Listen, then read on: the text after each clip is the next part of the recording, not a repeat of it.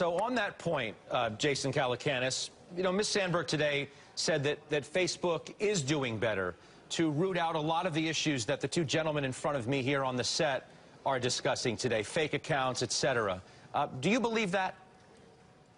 Yeah, I think they're doing a much better job, but I don't believe that Divya is correct that this fake news and this polarization of our country has been bad for Facebook. In fact, having no guardrails, having complete and utter frictionlessness in the service is what made it grow, and obviously the engagement goes up when you post fake news because people are outraged and they retweet it, and it plays to people's tribalism. So he's wrong, and Josh is right on that particular issue. What was notable, and also, let's be clear, Facebook wouldn't have done anything if their feet weren't held to the fire. What was clear today, I think, and notable was how bipartisan this was and how constructive it was. I think these companies are taking it deadly seriously because they know they're on the hot seat, and they know if they screw up in this election cycle, it's going to have significant ramifications. So I think what we saw today should be encouraging to Americans that we have a functional democracy despite what's happening with the Mueller investigation and Trump. The Trump stuff was kind of left out of this, and we had a very serious, heady discussion about how to solve these problems.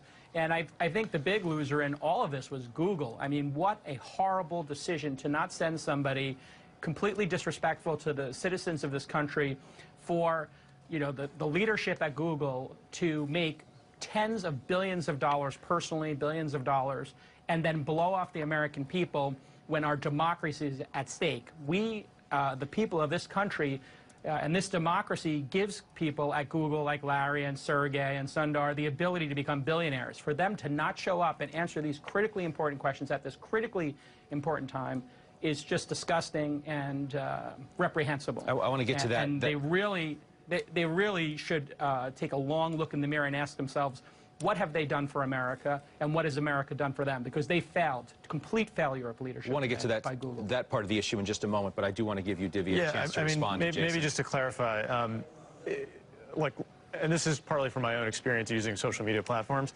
like my reaction to content, like I mean, this isn't happening that often, but if I see content that's clearly false, after a while that wears on you, and you're kind of like, and I hear this from friends too, who like use some of these services where, you know, people start to say things that are overly negative over and over and over again, and they sort of detach from the platform because they don't, it just doesn't become a comfortable place to have discourse. So I think maybe in the short term, yeah, it's possible that somebody throws a grenade, they make an extreme comment, it elicits a response, and that generates engagement, and yeah, you could argue that generates some revenue, but in the long term, you don't want to have Facebook and Twitter turn into, you know, a cage fight all the time, because people will get tired of it. I'm wondering, and on that note, if there's some, you know, irreparable harm that's been done to Facebook.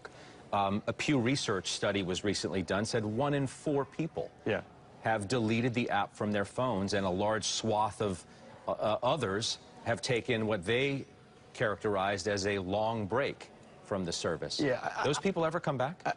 I don't think it's irreparable. I think the internet, I mean, look, these are companies that, though their growth has slowed, they are still growing. And when you look at the portfolio of apps of Facebook, you know, Instagram's a runaway freight train. You know, they definitely have assets that are growing in a very healthy manner. Facebook itself is obviously very mature, and you'd expect some degree of churn.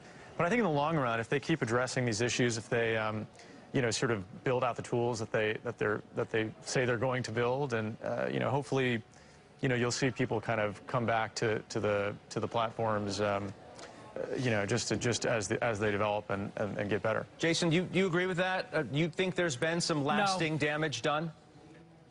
Yeah, I think there's definitely lasting damage done to Facebook, and the critical piece will be, would they be allowed to buy Instagram or WhatsApp today? I don't think that those acquisitions would go as smoothly as they did previously, so I think that's why they're in this panicked mode of, hey, we've got to solve this problem. I think there's 2 things that are low-hanging fruit for Facebook, and Cheryl did a great job today, and the interaction with Kamala Harris is particularly notable because I think you'll see them running on the same ticket or perhaps debating people, and in the near future, Cheryl's clearly going to be running for office probably in the next 3, 4, 5 years. So she'll be out of Facebook in 2 or 3 years, and I think she wants to clean it up on the way out so she has that chip when she goes and runs for higher office.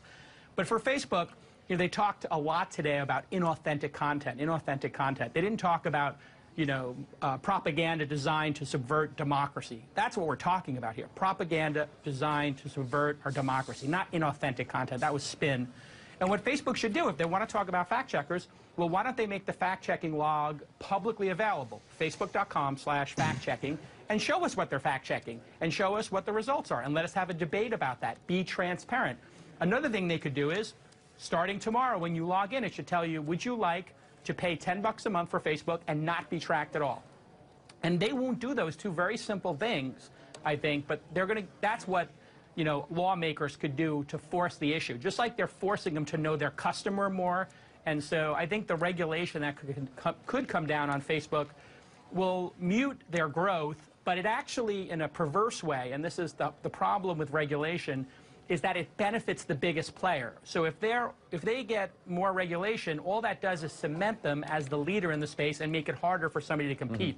What we really need to see is entrepreneurs not selling their company to Facebook. Snapchat did the right thing by not selling. They're worth $15–20 billion, and they would have gotten 2 or 3. Instagram only got $1 billion from Facebook. That, as an independent company, would be worth $100 billion today, $150 billion today. So my message to young entrepreneurs who are building these companies is don't sell to Facebook. Jason, would Facebook never sell to Facebook? Go public. Would Facebook be worth what it's worth if they had to fact check the way a news organization does?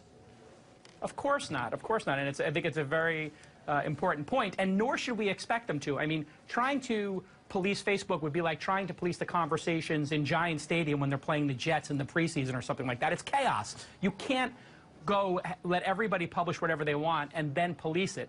What you have to do is look for bad actors and build systematic tools that prevent the creation of fake accounts.